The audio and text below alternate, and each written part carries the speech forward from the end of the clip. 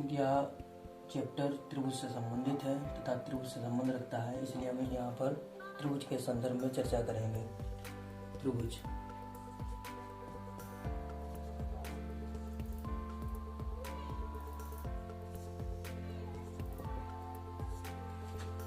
तीन भुजाओं से युक्त आकृति को त्रिभुज कहते हैं।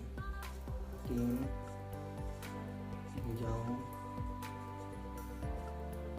से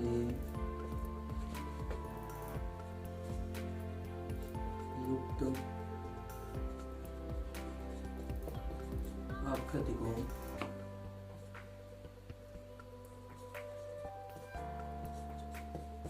आकृति को त्रिभुज कहते हैं। तीन भुजाओं से युक्त आकृति को त्रिभुज कहते हैं। यहाँ हम सर्वांशों और समरूप त्रिभुजों के बारे में पढ़ेंगे, क्योंकि यह त्रिभुज से रिलेटेड चैप्टर है और यहाँ पर समरूप त्रिभुजों के बारे में ज़्यादा बताया गया है। तो समरूप त्रिभुजों के बारे में हम चर्चा करेंगे। समरूप त्रिभुज क्या होते हैं? समरूप त्रिभुज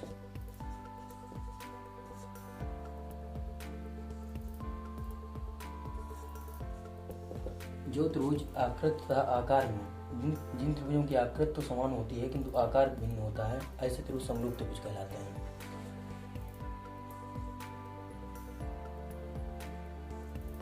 जिन त्रिभुजों की आकृति समान किंतु आकार भिन्न होता है, किंतु आकार भिन्न होता है,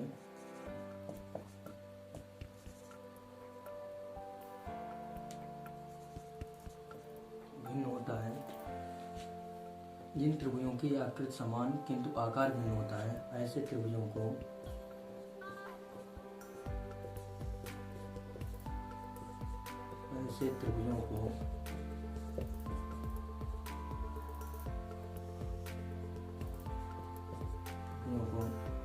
हम समरूप त्रिभुज कहते हैं। हम समरूप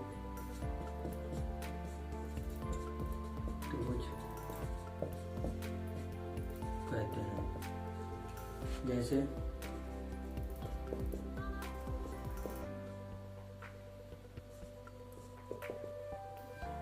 दो त्रिभुज हैं, एक त्रिभुज ABC है,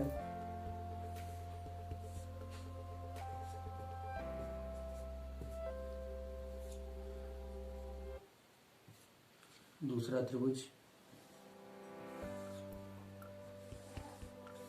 PQR है। PQR इसमें हम देखते हैं कि इसकी प्रत्येक भुजा 4 सेंटीमीटर में माना इसकी प्रत्येक भुजा 4 सेंटीमीटर है। प्रत्येक भुजा 4 सेंटीमीटर होने के कारण क्योंकि सभी भुजाएं समान हैं, इसलिए यह एक समबाहु त्रिभुज है। इसकी प्रत्येक भुजा मान ली 5 सेंटीमीटर है।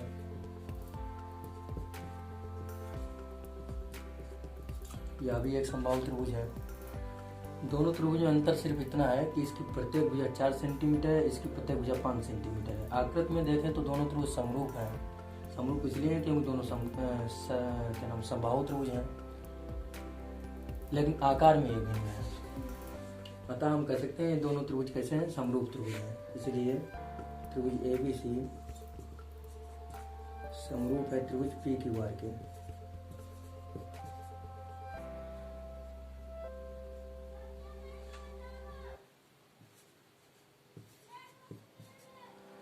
जब दो त्रिभुज समरूप होते हैं तो उनकी संगत भुजाओं का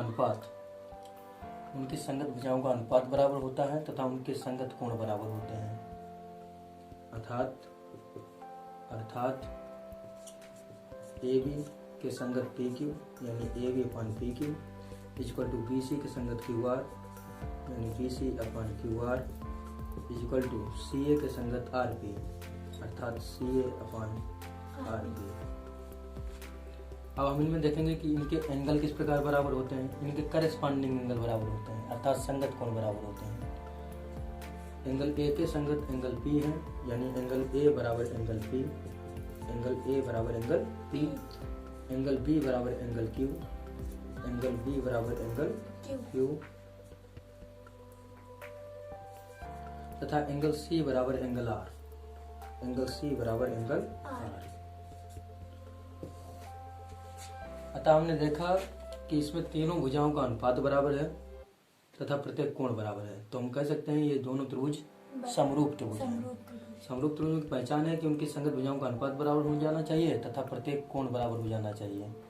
देखने में अगर इनको पहचान ना हो तो ये आकृति में समान होते हैं किंतु आकार में भिन्न होते हैं। अब सर्वांगसम त्रिभुजों के बारे में समझते हैं। सर्वांगसम त्रिभुज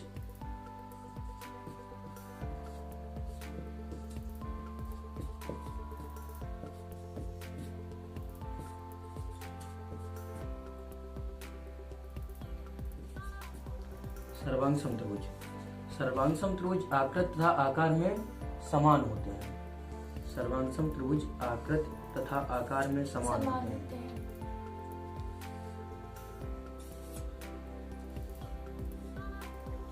जैसे एक सर्वांगसम त्रिभुज DEF है, दूसरा मान लिया PQR है।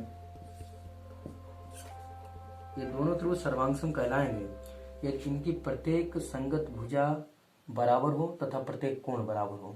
समरूप त्रिभुजों में क्या होता है, संगत भुजाओं का अनुपात बराबर होता है तथा प्रत्येक कोण के बराबर होता है।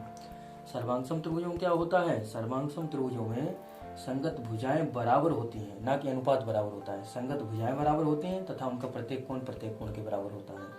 समरूप त्रिभुजों में इस चिन्ह का प्रयोग किया जाता है, जबकि सर्वांगसम में प्रयोग करते हैं नीचे इक्वल लगा करके ऊपर ये समरूप का चिन्ह बना देते हैं।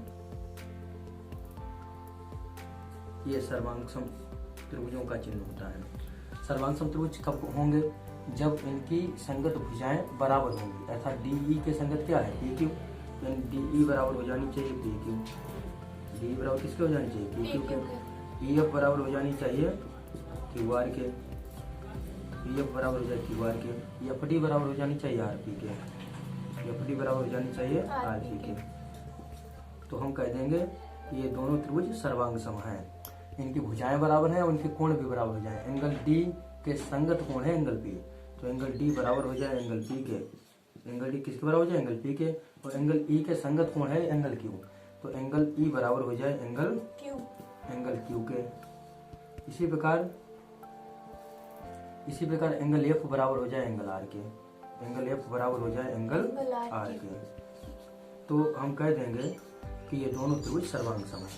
सर्वांगसम त्रिभुजों की एक पहचान है कि वो आकृति तथा आकार में समान होते हैं, जबकि समरूप त्रिभुज आकृति में तो समान होते हैं किंतु आकार में भिन्न होते हैं, क्योंकि ये एक छोटा हो सकता है एक बड़ा हो सकता है इसका आकार। सर्वांगसम में दोनों आकार सेम रहते हैं, एक ऊपर अगर एक रख देंगे तो वो एक दूसरे को ढक लेगा बिल्कुल, इसलिए सर्वांगसम त्रिभुज कहलाते हैं।